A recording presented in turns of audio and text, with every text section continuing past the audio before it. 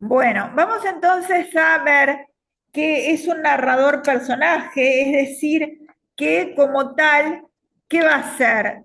Cada uno va a tener su opinión, pero el tema es que como este personaje, el personaje central, no, no dice nada a los demás, nos queda la visión de él atravesada por el punto de vista contaminado de esta gente que lo ve mal, que lo ve con malos ojos, que lo ve con un punto sórdido. Es decir, no es el personaje en sí, sino es la creación que los demás hacen de él. ¿Ya? Es decir, la identidad de él está atravesada por el punto de vista de estos narradores. Quisiera no haber visto del hombre la primera vez que entró en el almacén nada más que las manos, lentas, intimidadas y torpes, moviéndose sin fe, largas y todavía sin tostar, disculpándose por su actuación desinteresada.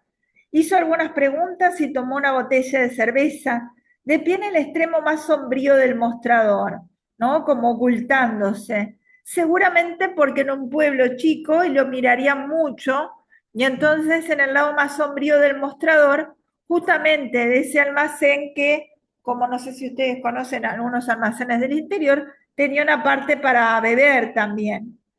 Vuelta la cara sobre un fondo de alpargatas, el almanaque, embutidos blanqueadas por los años, 1954, ¿no? O sea, imagínense, no sé si ustedes han estado en el interior, pero de esos lugares eh, que aún hasta ahora algunos se conservan hasta como del pasado, ¿no? Bueno, una pulpería, ¿no? Exactamente, ¿no?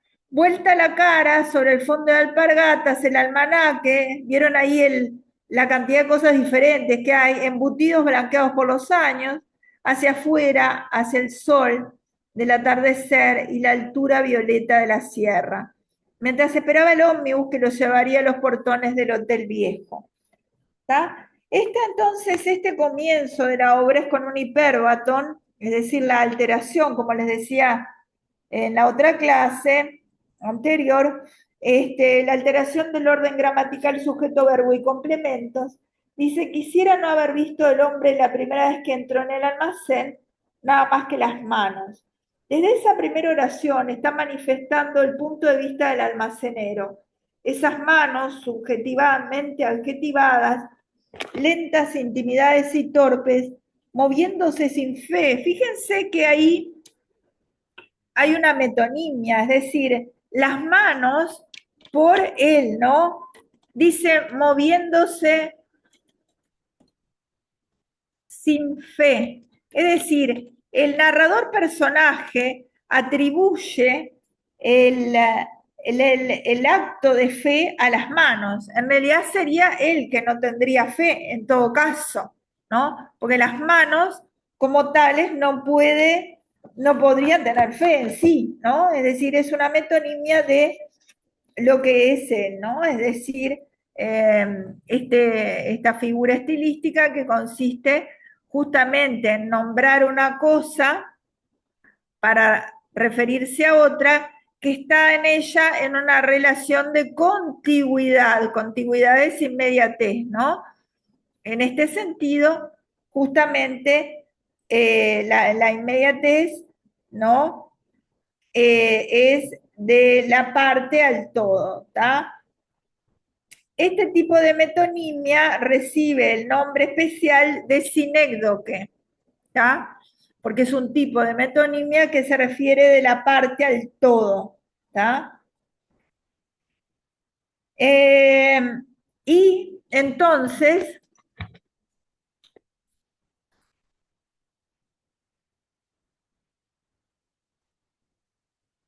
dice, lentas, intimidadas y torpes. Fíjense que le atribuye todas estas cualidades a las manos, ¿tá? Las únicas que pueden ser de las manos en sí son largas y todavía sin tostar. Eso podrían ser cualidades de las manos, pero todo lo demás implica algo interior, que se está refiriendo a él, ¿no? Intimidadas, ¿no? Bueno, torpes podría ser, pero moviéndose sin fe obviamente corresponde a él, ¿no? Nos reflejan la presunta personalidad del hombre recién llegado al pueblo de las sierras donde se curan los tuberculosos. Insiste en el segundo párrafo por medio de un paralelismo constructivo. Quisiera no haber visto del hombre más que las manos, me hubiera bastado verlas para saber que no iba a curarse, que no conocía de dónde sacar la voluntad de curarse. ¿Está? Desde el principio lo condena a la muerte, este almacenero, al personaje, catalogando todos los actos del hombre con su conciencia para darle forma a su versión, ¿no es cierto? Esta forma de contemplar al hombre desde el exterior deja al protagonista sin defensas, sin poder establecer su verdadera identidad, ni la de sus acompañantes. Este hombre no tiene nombre, es decir, en todo el texto no vamos a encontrar el nombre, a los efectos de relato, siendo esto significativo, pues en todas las culturas y circunstancias el nombre es la primera afirmación de la entidad como ser. Fíjense que, qué va a pasar con el resto del pueblo al decir este narrador testigo, almacenero, cómo es él. ¿Qué va a pasar con el resto del pueblo? Porque el almacenero tiene contacto con todos. Ahí se escucha, sí, ahí. Que la gente del pueblo se va a hacer una idea en base a lo que le cuenta el almacenero, que es el que va. Ahí está, ahí está. Y Una nosotros especie como de. lectores, ¿qué va a pasar? ¿Cómo, perdón? Nosotros como lectores, ¿qué va a pasar? Lo mismo. Nos vamos a ir enterando de cosas por pedazos y todas sus posiciones. Ahí está, son Una idea fragmentos de básica, partes ¿no? que nos vamos a ir teniendo que construir y eso es lo que se llama el lector participativo. Es decir, el lector va a tener que ser suficientemente inteligente, ¿tá? Para que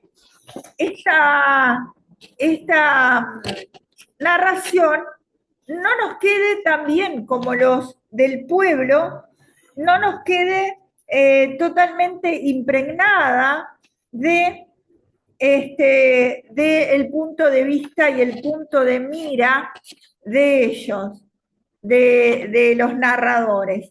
El lector entonces se transforma así en una parte decisiva del proceso narrativo. Obliga al lector a participar, a que sea una parte más integrante de la novela.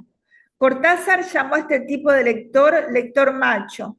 Ángel Rama lo corrige y lo llama de una manera más apropiada lector productor, al que es capaz de ordenar y construir un sentido último de la obra, que se construye originariamente en nuestra conciencia y a lo largo de la lectura. Es decir, si nosotros estamos desprevenidos, seguramente vamos a creer a ese almacenero. Sin embargo, si nosotros nos ponemos a pensar, vamos a ir viendo que este almacenero está, digamos, catalogando sus acciones de una forma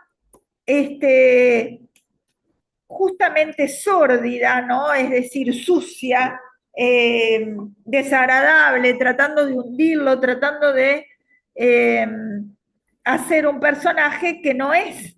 ¿tá? Queda eso que la mayoría de los del pueblo lo creen, ¿no? Así que, bien.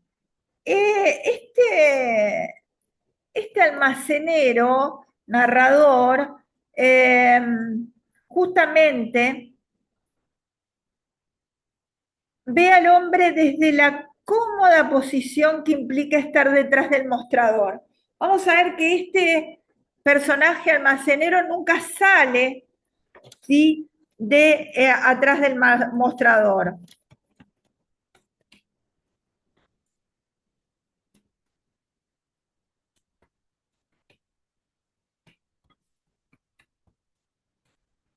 no sale de atrás del mostrador. ¿Está? Es decir, que ese mostrador se convierte en un símbolo. ¿De qué? Y yo les voy a preguntar por qué le digo que es un símbolo. Fíjense, si hay un mostrador y él no lo traspasa, ¿qué simbolizará el mostrador? La distancia, ¿no? Ahí está, la distancia, ¿qué más? Y además como una especie de púlpito, ¿no? Él habla desde un lugar más allá.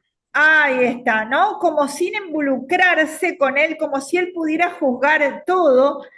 Y entonces este mostrador con la madera llena de tajos rellenados de grasa y de mugre, eso está en la página 11 del mismo texto, ¿tá? Fíjense que ese mostrador nos está dando la pauta de cómo es el almacenero, ¿tá? ¿Por qué? Porque dice que la madera está llena de tajos rellenados con grasa y mugre, es decir, entre líneas nosotros que leemos del almacenero. Que es muy descuidado. Que es descuidado, que es sucio, ¿no? Que tiene todo allí. Pero claro, él no está en juicio, él enjuicia permanentemente al otro. La acción avanza por la narración de lo que el hombre hace y lo que el dueño del almacén supone que significan todas esas acciones. ¿Tá? Este mostrador, entonces, constituye el límite que separa al hombre del almacenero y es a la vez símbolo del sórdido punto de vista adoptado. Es decir, genera el simbolismo de este punto sórdido, es decir, sucio, punto de vista adoptado, que justamente catalogan todo lo que hace él de la peor manera, ¿no? Esas manos que él vio sin fe desde el principio, ¿no? Es casi absurdo, ¿no? Que las catalogue como sin fe, ¿no? El mostrador es punto de mira privilegiado y lugar de contagio. ¿Por qué lugar de contagio? Porque el almacén va a todo el mundo. ¿Por qué qué? Porque el almacén va a todo el mundo. O sea, Ahí está. Y más en un pueblo no es como en la ciudad que, bueno, podés ir a un lado o podés ir a otro. no, ahí no. Ahí no, ahí era el único lugar, entonces todo el mundo se iba a enterar de lo que decía este hombre. Y o sea, el almacenero. Claro, hay un doble contagio, porque está la enfermedad pululando, pero a su vez está todo el habladuría. Ahí está, el contagio de esa habladuría, la fama, ¿no es cierto? La mala fama que le hace este hombre, recuerdan que en la Eneida de Virgilio la fama es vista como un monstruo con múltiples ojos y múltiples lenguas. Acá podemos ver entonces esa mala fama que le está haciendo él gratuitamente, ¿no? Es decir, porque este hombre se ve que le cayó mal y bueno. Muy de pueblo eso. ¿Eh? Muy de pueblo. Ahí está. El mostrador entonces es punta de vista de mira, privilegiado y lugar de contagio, que todo lo contamina. La fábrica de ficción, que es el almacén, delimita o separa al narrador del narrado, ¿no? El narrador almacenero y el narrado el hombre. La vida del almacenero ha quedado reducida a la creación de historias personales de los enfermos que van llegando. Es decir, que en una parte, cuando él dice, me basta verlo si no recuerdo haberme equivocado, ahí vemos que este pobre hombre no ha sido el único que ha sido enjuiciado y catalogado. Probablemente una gran cantidad de personas que hayan parado ahí también entonces hayan sido enjuiciados por este almacenero. El enfermero me hace siempre preguntas sobre las caras nuevas. Realiza una competencia entre lo que él supone y lo que el enfermero y la opinión de los médicos Castro y Guns pronostican. Es decir, que hay una especie de juego siniestro, ¿está? Profesora, una pregunta. Sí. ¿Puede ser que haya un paralelismo con Minos? Eh, ¿La función? puede ser, ¿en qué sentido? Bien. En que él enjuicia. Ahí está, ¿no? El enjuiciamiento, ¿cómo es tu apellido? Trillo. Muy bien, es decir, ese enjuiciamiento además gratuito en este caso, porque no le correspondería tampoco colocarlo en ningún lado, ¿no? No es como Minos que tiene que colocarlo, ¿no? Acá, no,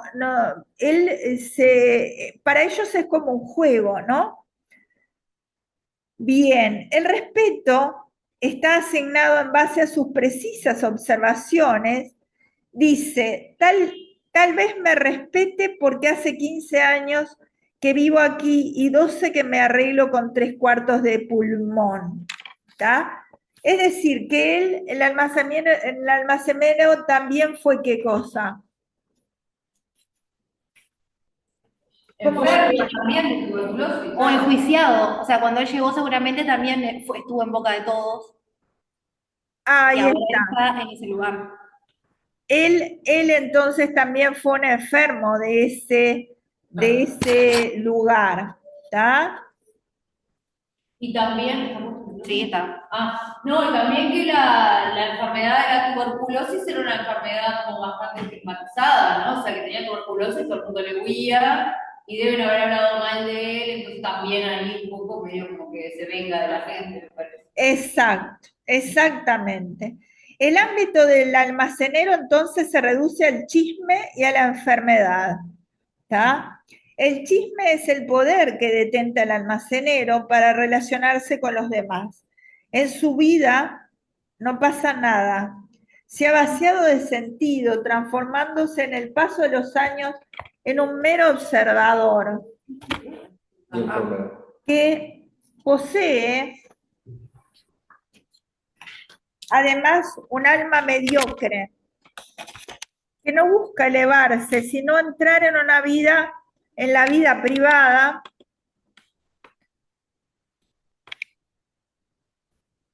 de los personajes que llegan allí para curar su mal.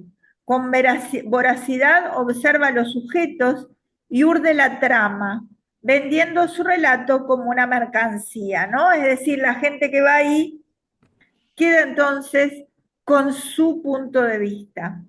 El hombre, aunque enfermo, aún tiene vida propia y está más vivo, entre comillas, que el almacenero. En la medida en que le suceden cosas, todavía está centrado en sí mismo, en su vida, en lo que le queda de ella, aunque sepa que está enfermo. Espera así la llegada de 2 cartas, así que hay algo importante que es la llegada de 2 cartas y que el almacenero cataloga, ¿no? Eran 2 tipos de sobres que le importaban. Uno venía escrito con letra de mujer, es decir, él observó la letra de afuera, ¿tá? Y le pareció que era letra de mujer, ancha, redonda, con la mayúscula semejante a un signo musical. Los otros eran también visiblemente de mujer, ¿no? Es decir, que conjetura ya que las 2 son cartas de mujeres. ¿Tá? Las otras cartas eran también visiblemente mujer, alargados, escritos con una máquina vieja de tipos sucios y desnivelados. ¿Tá? El hombre además viene de otro mundo, de la ciudad, donde a nadie le interesa lo que hace ni lo que fue. Su falta de capacidad para adaptarse a la situación de su enfermedad, de su entorno, a los enfermos, provoca su alienación. ¿Saben lo que es la alienación? Sí, ¿Qué es? es como la separación o más bien como el darse cuenta de que Sí, es no- como el entrar a sí mismo para separarse de los demás. Sí, la alienación, justamente, Compartimentalizarse. ¿cómo es tu apellido? Yo, Moreira. Moreira es la que habló recién. Sí. Está. Justamente, la alienación es la separación del otro y la soledad justamente de este hombre. Estar alienado es estar separado, dividido, como en este caso, con muchas diferencias con el resto de lo que era ese pueblo. ¿Tá? Entonces, decimos, y además ese propio entorno que quiere tanto como invadirlo y tanto lo miran, que le provoca esa diferencia, esa separación, esa división, ¿tá? Y entonces dice en una parte, citando del texto, come aislado en el salón del hotel, siempre huyendo de su condición de caras y conversaciones recordatorias. ¿Tá? Este hombre que no se explica, que no conversa, ni comenta quiénes son las mujeres que lo visitan, no se ha hecho consciente de que este mundo está pendiente de él. Es decir, él en realidad no cobra total conciencia de que todo el mundo está pendiente de él, ¿no? Él hace su vida. Los narradores se basan más en lo que no ven que en lo que ven, pues no tienen ninguna información directa del hombre.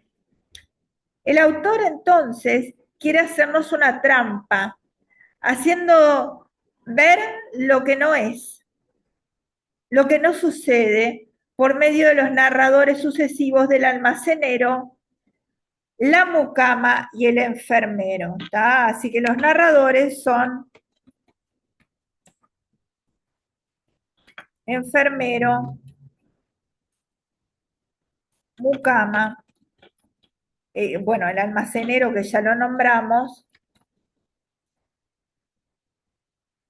¿tá?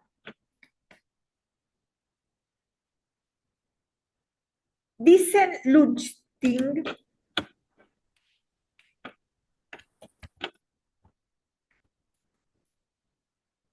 que Onetti nos seduce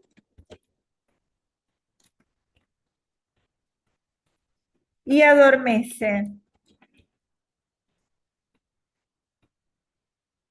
Nos quiere atrapar haciéndonos participar de un punto de vista subjetivo elaborado por las conjeturas acerca del hombre y las dos mujeres que vienen a visitarlo.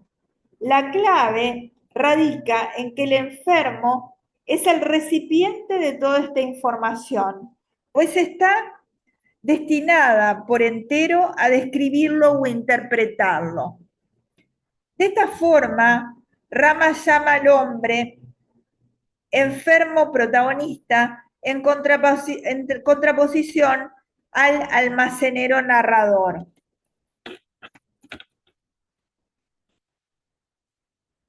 Así que Rama llama al hombre enfermo.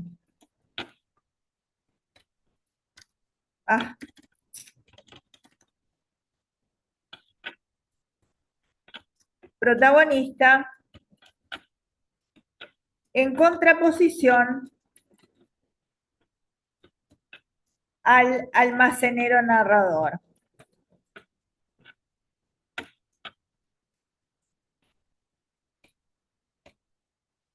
El almacenero narrador carga de contenido las acciones vacías de significación expresa del enfermero protagonista, ¿no? Es decir, hurga en la cara, en todo, y dice, tiene cara de tal cosa, tiene las manos de, ¿no? Entonces carga, y el otro pobre no necesariamente tiene que ser lo que el otro supone, obviamente, ¿no? Pero eso es cargar de contenido las acciones vacías del protagonista, ¿entienden lo que es? Sí, al final lo que nos pasa es que terminamos viendo a ese enfermo a través de los ojos del almacenero, o sea, no conocemos nada más que lo que ve y dice de él el almacenero. Exacto, exacto, ¿no? Se produce así una verdadera lucha entre esos dos polos, uno positivo y uno negativo, que establecen un desequilibrio del campo de fuerzas. El almacenero narrador tiene colaboradores más eficaces, que el enfermo protagonista. Este último cuenta con las dos mujeres que son interpretadas a su vez por los colaboradores del almacenero narrador. ¿Tá? Así se enteran por la mujer, ahí ya me puso lo del tiempo, así que faltan menos de 10 minutos. Así se enteran por la mujer que fue el mejor jugador de básquetbol, todos dicen internacional. Es decir, que por una de estas visitas, que es la mujer más madura, se enteran que fue un jugador de básquetbol internacional. ¿Tá? Esta nueva información sobre el pasado del hombre llena de explicaciones la narración del narrador testigo almacenero. Y él dice, sin alegría, pero excitado, pude explicarme la anchura de sus hombros, el exceso de humillación con que ahora los doblaba, aquel amansado rencor que llevaban los ojos. Fíjense, él le atribuye un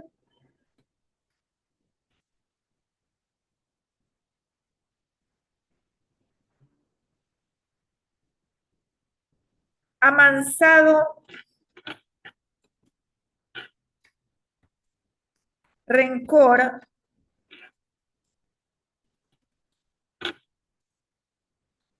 a sus ojos. Fíjense, ¿qué quiere decir esto?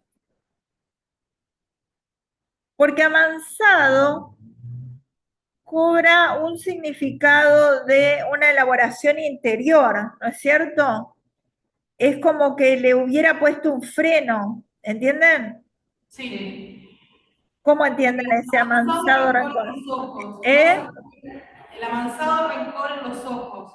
¿No tendrá que ver también con su aspecto enfermizo? Si el hombre efectivamente está enfermo. Ahí está, capaz que se relacionaba más a eso que a eso de que tuviera rencor, porque es decir, él le atribuye a los ojos un sentimiento que en realidad es todo inventado. ¿Entienden la situación, no? Sí, Traten de leerlo para entender un poquito mejor, ¿no? Es decir, amansado, la palabra amansado representa como una representa como una justamente elaboración interior que en realidad no tiene por qué tenerla, no necesariamente, como tú decís, capaz que estaba mal y bueno, por la propia enfermedad, ¿no? ¿No puede ser una proyección también de lo que sienten justamente los habitantes de este pueblo por sobre el mismo enfermo? Exacto, puede ser también, porque a veces, esa es Lorena, ¿no? Sí, Está, exactamente, ¿no? Es decir, que los propios habitantes fueran de ese modo, quizás rencorosos y con amansado implica, es una palabra que es muy rica semánticamente, porque implica toda una elaboración interior, en este caso de lo que cataloga él como rencor, ¿no? Que no necesariamente fuera así. ¿Está? Bien, entonces el almacenero narrador llena el vacío de su vida, inventando la historia de ese hombre, justificando aún, dice, debe resemantizar continuamente los actos y palabras para que la adecuación se cumpla, cayendo en sucesivas trampas. Pero el sentido de la realidad del hombre continúa siendo desconocida para el lector. ¿Tá? Es decir, es importante considerar dentro de esta especial forma creativa la singular adjetivación que produce el efecto de ambigüedad deseada. Es decir, esta ambigüedad como estilo creativo está buscada por el propio Onetti, ¿no es cierto? Es una búsqueda de justamente de que ese lector sea inteligente, participativo, se dé cuenta de las trampas que él nos va poniendo realizando este tipo de narrador. Así entonces el amansado rencor es un participio adjetivando al sustantivo, ¿tá? Al sujeto recipiente desde el plano del narrador testigo, cargándolo de significado. No es lo mismo decir, por ejemplo, profundo rencor que amansado rencor, puesto que supone una mayor elaboración interna por parte del sujeto a quien se le adjudica el sentimiento. Implica una dominación del carácter, un autodominio mayor. Se crea de esta manera un mundo en el que la configuración del personaje está enmarcado dentro de una elaborada y densa subjetividad. En relación a la subjetividad que caracteriza al narrador almacenero, Brody establece que él es el protagonista incontestable de la novela. Es decir, que para Brody, en realidad, el narrador almacenero